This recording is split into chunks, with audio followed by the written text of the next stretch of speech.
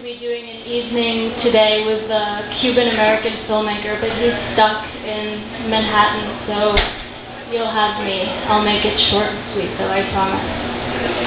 This is the tail end of my readings. The book came out in June, and this is my second to last one that I'll be doing before I'm going overseas. And the first poem I'll read you is called Gala. It's a poem that I wrote here in Brooklyn.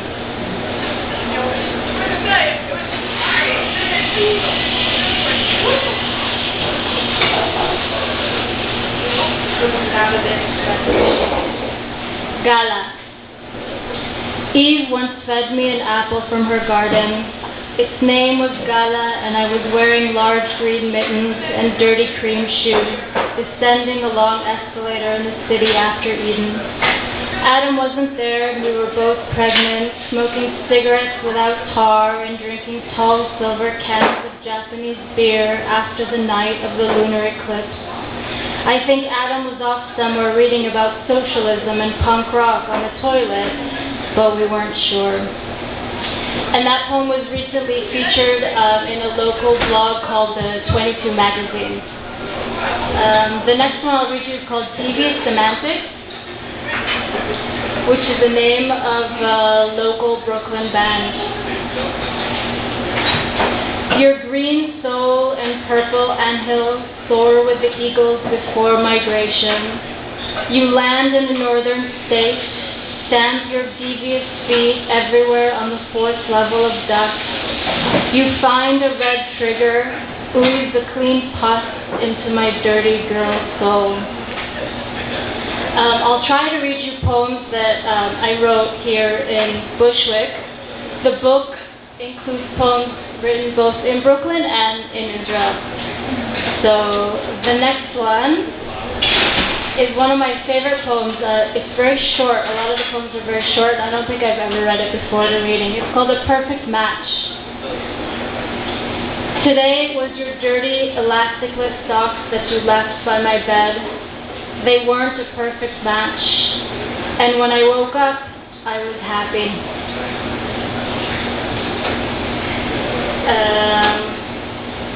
The next one I'll read you is called A Sad Poem, also written here in Bushwick. This is all I have now on a white Christmas, almost homeless. The Spanish kids make snowmen outside, and a black man makes a deal on the only payphone in the street. I have no phone walking in the store, no quarters to wash my dirty clothes, no contacts to replace my crooked spectacles. But the clock is no longer 20 minutes late. Let's see. This is another very short poem that I also don't think I've ever read at a reading before, and it's called Eyes. I like your eyes best in the sun. When I tell you I don't know if I will find anything, but at least let me look. Saturday and Sunday are my only chances.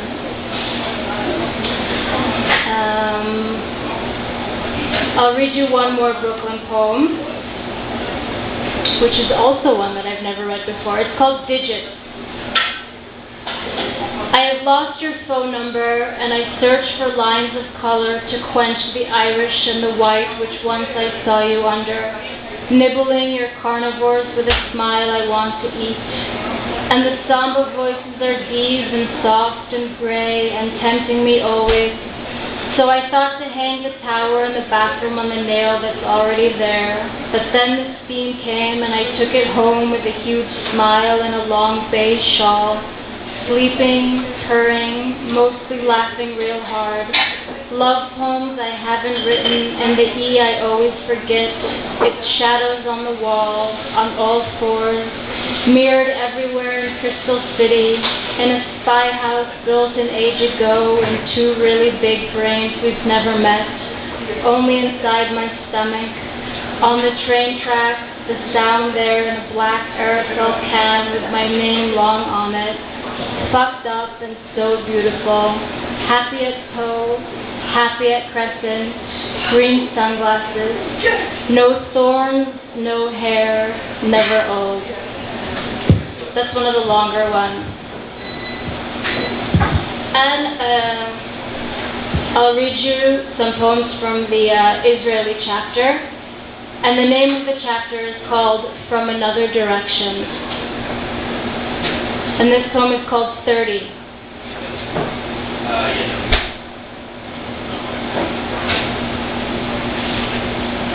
I liked eating chopped liver with you at the neighborhood pub and drinking sparkling wine on the beach in plastic cups, grabbing your breasts in between laughter.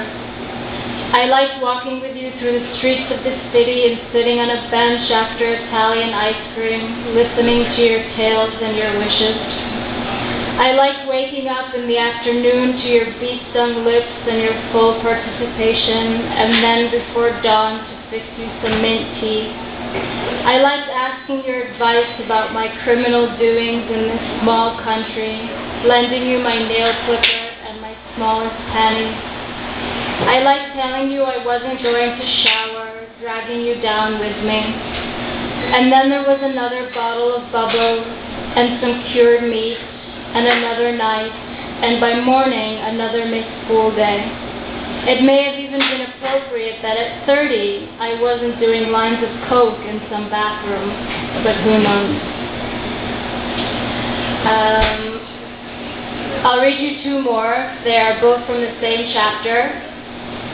One of them is called Soliloquies of a Crosswalker, just like the title of the book. There is a heat wave today, and it makes my thoughts even more unsteady. And from the look of me, one can tell I've had some action, so that the desperation is off for just a bit, and the meaningless storytelling on pause. And I am a bit high with the notion that perhaps, for a moment, I belong to the human race. That was written in Tel-Aviv about a year ago. And the last one I will read you is also a poem written in Tel Aviv when the Second Lebanon War broke out. It's called 5767. My cat cuddles more on Saturday as though she knows. Even the dogs aren't begging for a walk. They are content that there are no construction workers and horns honking and yelling and screaming of all kinds. The new year has landed us with silence and the first raindrops too, and everyone is sitting in some family living room. The only place open is the corner store on Abarbanel where we used to buy ice cream before or after our trips.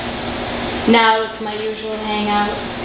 When I get enough energy, I'll make my way there for some stale pastries, bad coffee, and free internet service. On the way, there'll be the playing of a clarinet. Then I'll send you this poem, give the dogs a brushing, and find the sea from another direction. So thank you guys for being patient. And thanks to Valerie for having me. I'm selling the book for a special offline rate if anyone wants to pick up a copy. And I'll be reading for the last time in New York on August 31st on Wednesday at Bar on A, part of the Guerrilla Lit reading series. So thank you very much. Good night.